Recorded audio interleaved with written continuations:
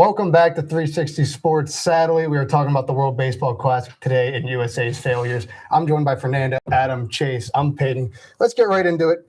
Venezuela became the fourth nation to win the World Baseball Classic after completely shutting down Team USA. What are our thoughts on this game?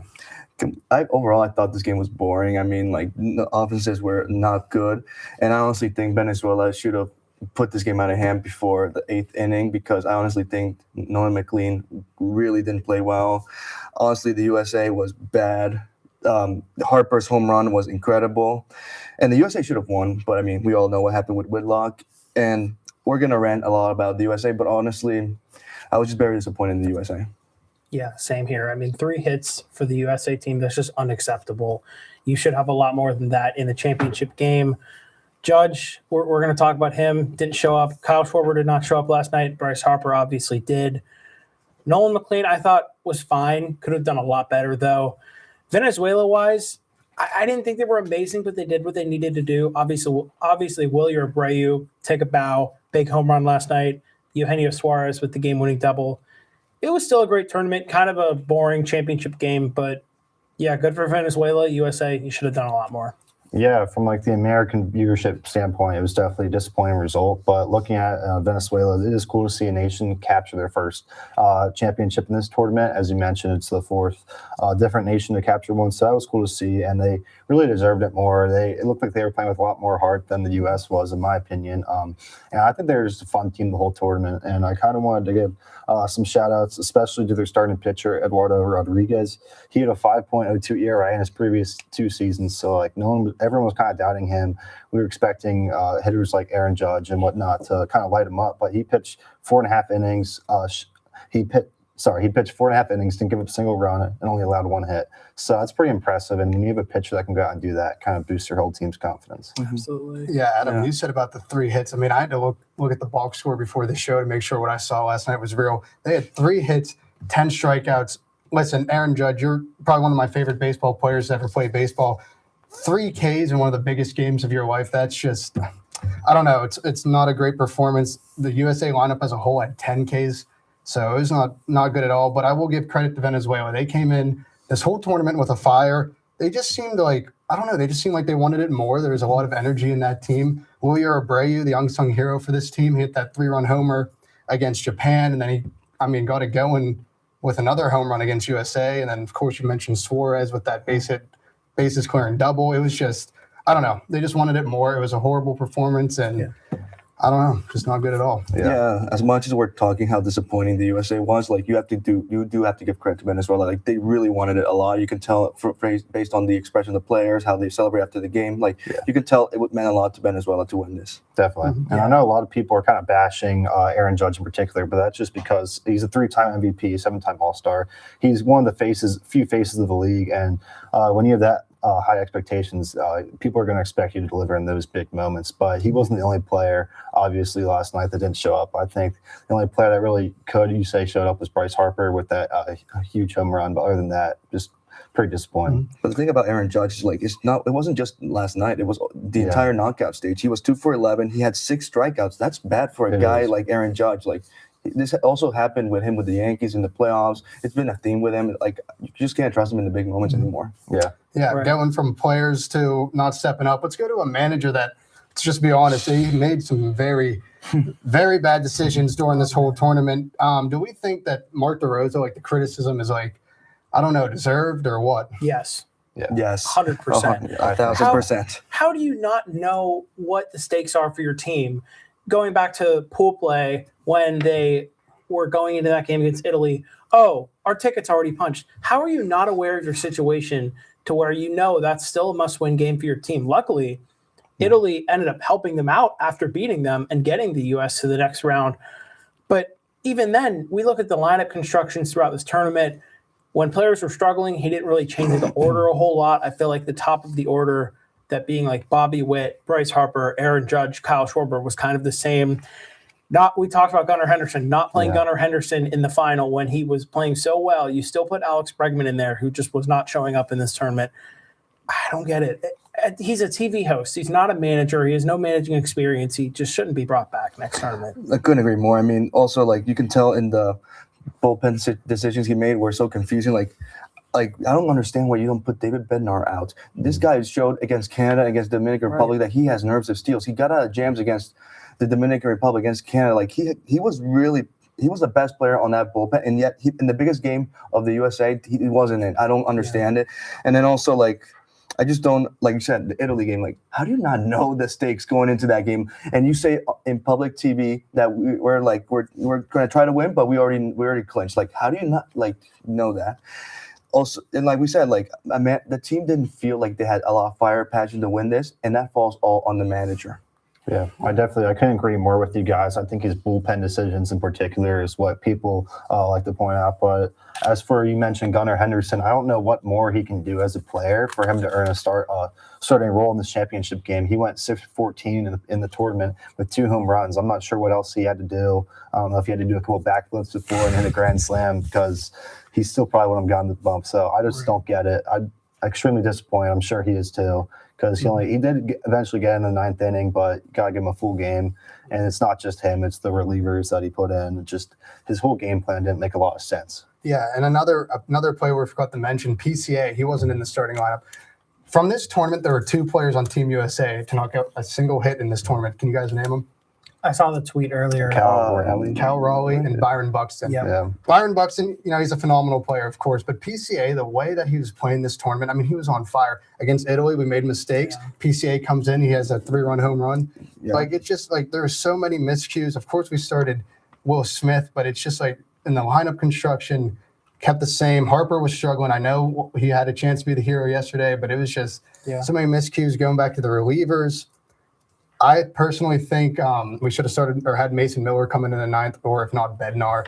Like, I get it, we didn't have the lead, but like as shown last night, you can't have the lead if you lose the game. So yeah. I mean, going back to the PCA thing, as they say in Moneyball, I don't care about lefty. Even though Eduardo Rodriguez is a left-handed pitcher, PCA is a left-handed batter, you still put your best players in that are doing the best this tournament. If it's not working in the game, you figure it out later. But you got to put your best performing guys out there for a game like this. Inexcusable. Especially Gunnar Henderson. I mean, he was coming off that game against the Dominican Republic where he hit a homer. He was he played and he won the game. Well, him and the other, but he was one of the big contributors. Yeah, he was one of those big contributors, and yet you don't put him in the biggest game. Like, I just don't understand like this decision making behind it all. Yeah. Well, we mentioned Mason Miller. Let's move on to the next talking point here. Some MLB organizations have reached out to players telling them not to pitch. Skubal and Mason Miller are the 2 biggest examples of this. Do we think, like, should this change moving forward, or like, what's the deal here? Yes. Yeah, I mean, I feel like the teams just need to stay out of it. If you're allowing your player to participate in this tournament, I feel like you should have trust in the USA organization to really know how to handle things. I mean, to say Mason Miller should not have come in unless it was a safe situation, to me, it's just bonkers. Mm-hmm. You're trailing. You need your best pitcher out there. Look at like Mariano Rivera. There were plenty of times throughout his career, the Yankees brought him in the 8th inning because they needed him out there. You play situational baseball. You don't. It just baffles me. I'm at a loss for words for it, clearly. For me, the big thing is these teams didn't understand this tournament only happens every 3 years. Like, you're not asking them to play every single year. It's every 3 years. And also, there's 162 games in a season. Yeah. Like, I think it's okay if you let these guys get loose in the preseason in a big tournament like the World Baseball Classic. Like, it's not that big a deal.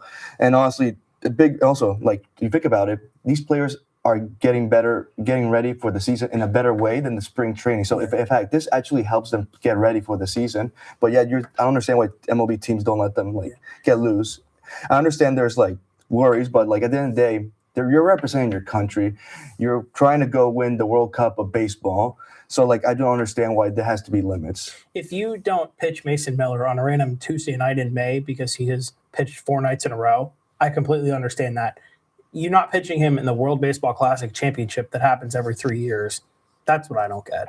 Yeah, and I know we're gonna spend a whole session kind of bashing the manager DeRosa, but to his credit, it's extremely hard to manage a team and make decisions when there's so many players that have all these types of restrictions on them, and that does fall on the GMs of the other teams. It falls on all of that for making those decisions, and I don't think it's right. I think if they're so worried about them getting hurt or placing restrictions, then they shouldn't even put them in at all because they're kind of wasting a roster spot at that point. I mean, did Skubal? Yeah, he pitched for a couple innings. Like that roster spot could have gone to someone else, a pitcher, and then he could have pitched last night or in the semifinal. It just doesn't make sense. And I know that they're prioritizing player safety, but it gets to a point. Like you said, the stage is so big. I think they can play 1 or 2 games. I mean, if you're that concerned about it, put the tournament in like early February before spring training so that it doesn't intersect with spring training. The players are doing that, and then they're right back and ready to go for minor league camp before the season starts. Or the other solution I had was actually why don't you just move it till after the season happens, because that's when players are like already still in groove of the season, and like you get that tournament in before before they go to their off season. I mean, that's what we saw with soccer with the World Cup. So I think it makes a lot of sense if you do the same thing with baseball. I even thought about mid-season, but the problem with that is the All-Star game is so good every year, and it's worked that I don't think you can take that away. Yeah, and I know people want to blame Skubal for what happened, not being available for the championship game. Blame the Tigers. I mean, this guy has won back-to-back Cy Youngs. He is on a franchise that has some pretty good pitchers throughout their franchise. I mean, you're talking about Verlander, Scherzer, David Price, and he's won back-to-back Cy Youngs, and he has not paid. They paid Framber Valdez over him. It's like the Tigers got that deal done. Maybe, Skubal goes out and plays another game, but if you're Skubal, you get injured. You just missed out on $500 million. So yeah, it's the problem. He wanted his contract, and I promise you, if the Tigers had paid him before that World Baseball Classic, he would have been playing last night. Yeah, for sure. Well, enough talking negatives. We're going to go to the board now, talk about our favorite teams during the World Baseball Classic. Chase, you're first. All right. Well, I'm sure you guys all have some pretty good picks, but I don't think anyone's going to top the champions, which is Venezuela. I just love the vibes that they brought. They had players like Ronald Acuna and much more. They're just such a great team. Their vibes were immaculate. They beat teams such as Japan and USA, who are the 2 front runners to win it all. And yeah, they're kind of the underdog story, and I really like them. That's a good pick. I mean, we didn't expect them to beat Japan. I mean, we did expect them to beat Italy, but the fact that you had to beat Japan and then the USA in the championship game just shows how much of an underdog story they are. Yeah, and like you said, you can't go wrong with the champions of this tournament that obviously proved they were the best team, like we said, beating those teams that they had to take down. Yeah. And I have to add, I think it's just their fan base. I know this was played in Miami, which is relatively close to Venezuela. It's right down south. But I just thought their fans there, they traveled excellent. It was you would have thought it was being played in the Venezuelan country. It was just amazing to hear. Yeah, and when this team realized they had a chance to take it, they did. I mean, they just showed up, and best teams show up whenever you need to, and that's what they did. So. Yeah, I could tell the crowd support was like really helping them out a lot in this tournament. Yeah, I mean, they were just fun. They were jumping around after every time we got a hit, getting the fans involved. It was just, I like them. All right, Adam, you're up. Okay. All right. Well, I'm not going to go with a team that even made the championship, but a team that I think showed out, and that was Team Italy. I thought they were amazing in this tournament. I thought they were going to be a sleeper before the tournament even started, and I'm glad I was right about that. I mean, we talk about managers. Francisco Cervelli, what a perfect pick for a manager. True players guy. I think this could have been his early audition to be a manager for an MLB team somewhere down the line. But you look at the players on this team, my Philadelphia Phillies, especially Aaron Nola, really pitched well. Dante Nori really did a good showing as a prospect. Then you had guys like Vinny Pasquantino, Michael Lorenzen, who showed up when you needed them. So, yeah, even though this team did not make the championship, they beat USA once. They had some impressive games, some impressive wins, and I think you can't hang your head low about that. So major props to Italy for a fun tournament. Yeah, I tell you what, if you're an MLB manager, I would invest in the espresso shots. I mean, I don't know what was going on, but it just seemed like Italy was a great underdog, and then they turned into a wagon weight. I mean, they almost embarrassed us. If it wasn't for a few, home runs, it would have been. And then Mark threw the Rosa decision. Yeah, that too. But this team showed out. Sadly, we weren't able to, seal the deal against Venezuela. But and they came close, and they could have easily been to the championship game. Mm-hmm. Yeah. All right, Fernando. Well, I think we can all agree that even though they didn't make the championship game, that the Dominican Republic was such a fun team to watch. This team was loaded with talent. They had players like Bobby Guerrero Jr., they had Fernando Tatis, they had Juan Soto, they had Christopher Sanchez. This board goes on and on with the talent they had. And the offense was explosive. Like Junior Caminero out of nowhere just was so explosive. He had big time homers. Like this tournament meant so much to the Dominican Republic, and it was so evident on the players. The offense was amazing. They led in all statistics in offense: OPS, batting average, RBIs, home runs. I could go on. They also had the lowest ERA in the entire tournament. Like this team was so good until they ran into the USA, but they were so fun to watch. They just like Venezuela. They meant so much to them. You can see it on their emotions. So while they didn't make it to the championship game, they were very fun. And don't be surprised if you see them being a threat to win in 2029. Yeah, I mean, you mentioned before they met Paul Skeens, they had 14 home runs, which was by far the most. I mean, all they did was just go yard and like emote around the bases. Yeah. It was funny to watch. It was fun to watch. This team was, energetic, just something that, what you want in a baseball team. Yeah. And Junior Caminero was just like a huge revelation for the team. And like whenever he had those big time homers, like you can see how it meant to that team to go. Even against Skeens, he was the one to go yard. So I mean, Yeah. he's gonna be good this year. Yeah, they just had so much firepower on one team. I'm kind of surprised they didn't win at all. When you see this lineup, you'd think they would, just with Guerrero and Soto looking right there. Like it's just so much firepower. Yeah, maybe if the ABS system was intact. Yeah, maybe. yeah. It's a different story. But Yeah. all right, I'm up, and sadly, I know this team did not win, and it ruined some expectations for us. But I'm gonna go with Team USA. I mean, I had to pick them. This team was truly amazing. Sadly, your best doesn't work sometimes, and that's just how it is. I mean, you have players like Judge, Harper, Schwarber, Brink. Like all these players are really great at what they're doing. Multiple World Series championships on that picture. So, yeah, I'm going to go with Team USA. I mean, the fact that you have players like Harper, Judge, and all those stars made it fun to watch Team USA. And you would honestly think with all those names on the team, you would win a World Baseball Classic. But I mean, yeah. Right. And I think looking back on it now in a couple of years, everyone's going to say, yeah, we remember Venezuela won. But I feel like a lot of discussion is going to be, how did this USA team not get the job done? Like, it's going to be another one of those what ifs in sports that everyone's like, oh, what are the biggest what if stories? This is going to be another one of them. Yeah, I mean, I truly believe this is the best USA team we've ever had. I know in 2017 they won, but I mean, I'm being serious. Like sometimes you just don't get the job done. But I really believe, like looking in the future, you'll see Harper. I believe he's a Hall of Famer. Judge is a Hall of Famer.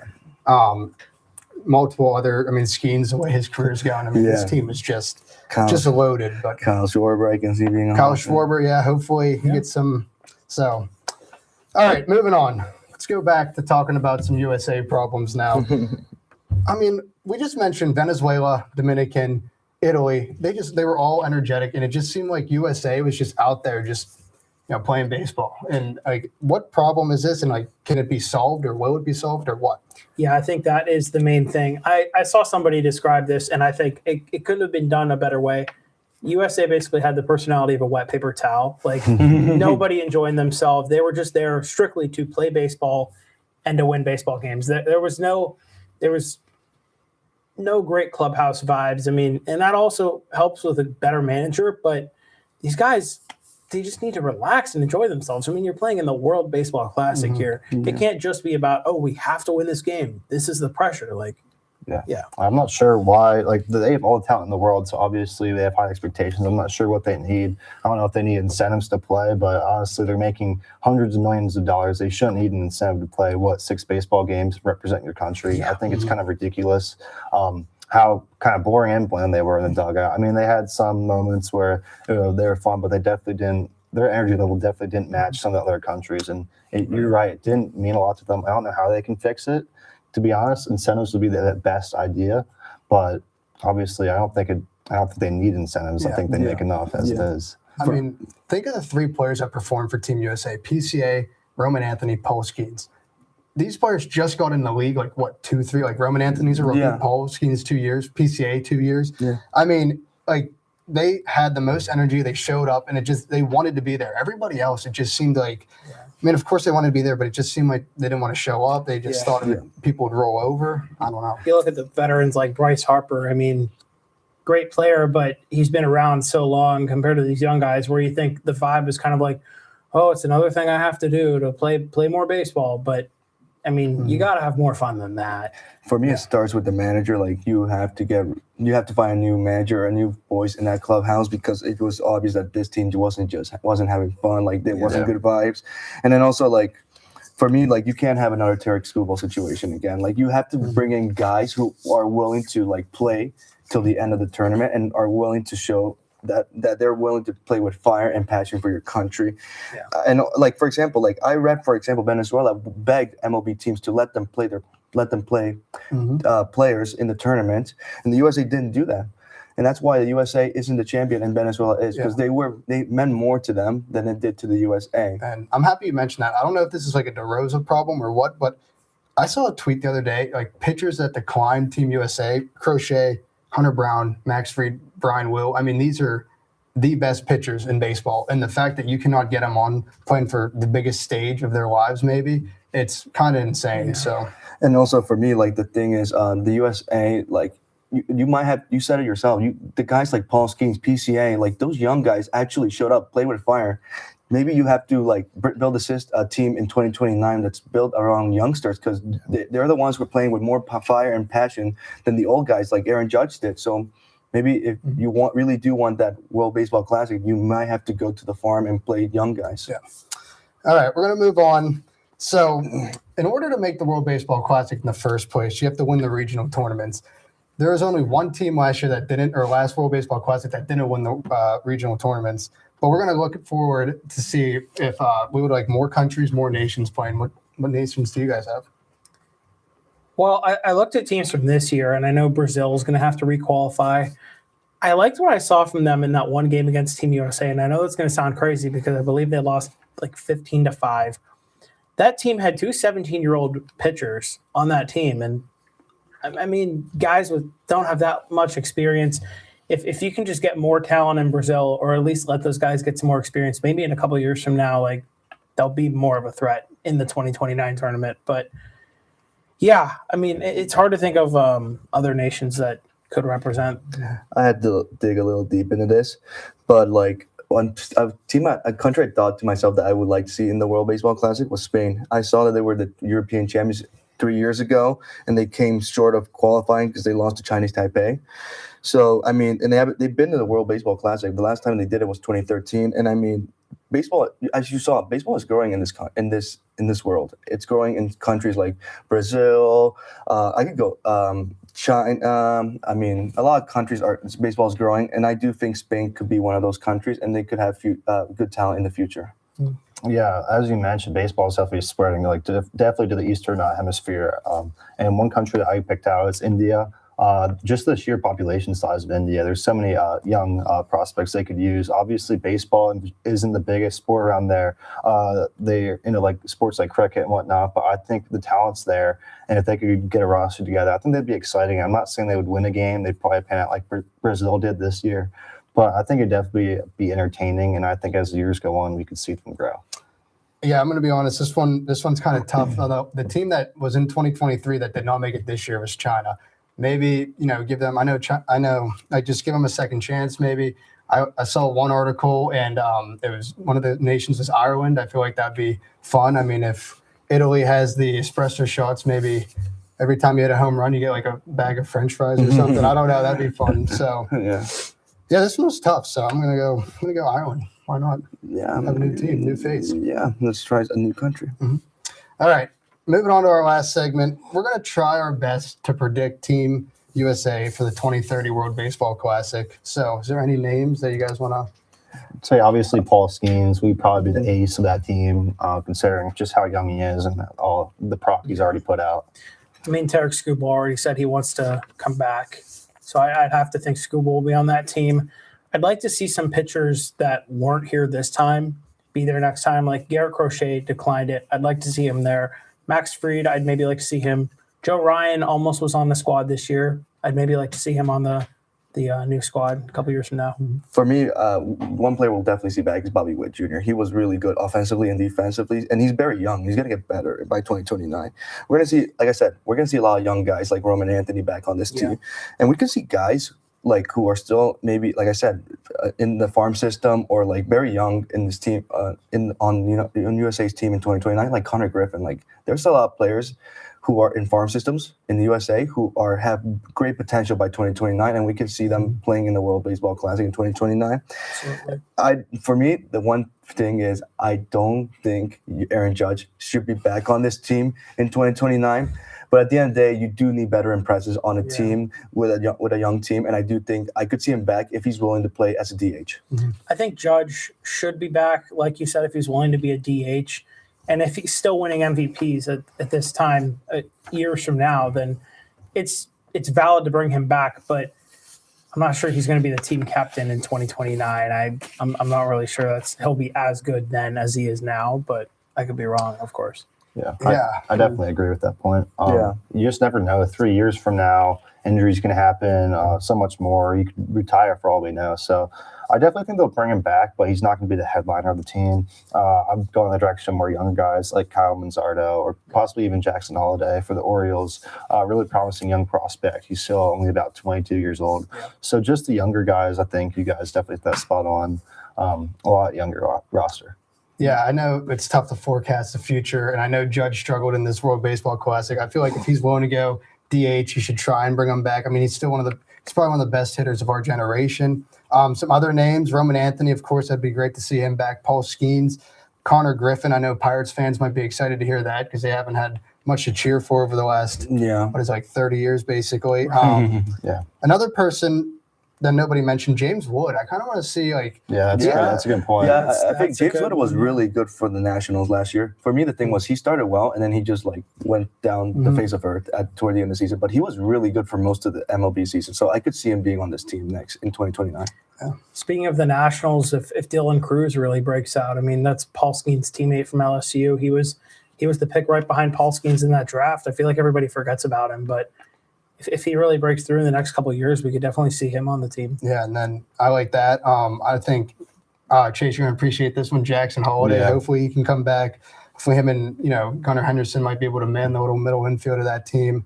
Some pitchers, Hunter Green, I think, could be a great option. Yeah, that's a good I option. love I Hunter like Green. that I option. like him. Trey Savage from the Blue Jays. I mean, he's a really good, he's a Yes. good player. I mean, And- obviously, And he's shown it in the World Series already that he can produce in high leverage and high pressure moments. Yeah. So yeah, I'm trying to think. Anybody else? I'm just trying to So who would you guys have as your MVP of the World Baseball Classic? Ooh, go with MVP. Willie Abreu. I mean, Well, Yeah. I think I would choose Willie Abreu. I probably would too. Because I mean, he would hit big time homers when it mattered most. I mean, he gave Venezuela 2-0 lead, which would turn out to be so huge in that game. He turned the game up. He turned the game around against Japan with his big time homer. It literally sparked the fire out of Venezuela. It literally changed everything. yeah, So I'd be Yeah. him and who was Venezuela's pitcher again? Eduardo Rodriguez. Yeah, I mean, Yeah. come on, you go in the game and you just completely shut down USA's lineup. I mean, it's just what he did yesterday was what you want to do whenever the game's on the line. He just came out and dominated. So. Yeah, I'm gonna have to agree with you here, Peyton. I think Eduardo Rodriguez, he kind of came into the game with ice in his veins. I mean, facing a lineup of that caliber and pitching four and a half innings without giving a single run, I just think is very impressive, especially for a pitcher of such young age. And yeah, I'd give him the MVP. I'm going to agree with Fernando here and say Willie Abreu. You look at that Japan game, you look at the United States game, he hit 2 massive home runs in each game. And without those, I'm not sure Venezuela would have won either game. So how could you not go Willie Abreu? Yeah, that, of course, you got to go Suarez. I mean, that double to basically win the game was. yeah, I mean, I don't know. Everybody just showed up for Venezuela when they needed it, and Willie Abreu and Suarez were the two biggest people. And I think those are the MVPs for that classic. Definitely. yeah, especially when Ronald Acuna was playing kind of a mid level. Right. All right. Sadly, that is going to end today's show. From Fernando, Adam, Chase, I'm Peyton. Thanks for tuning in with us. Tune in tomorrow, 5:50, 6:30. Come on.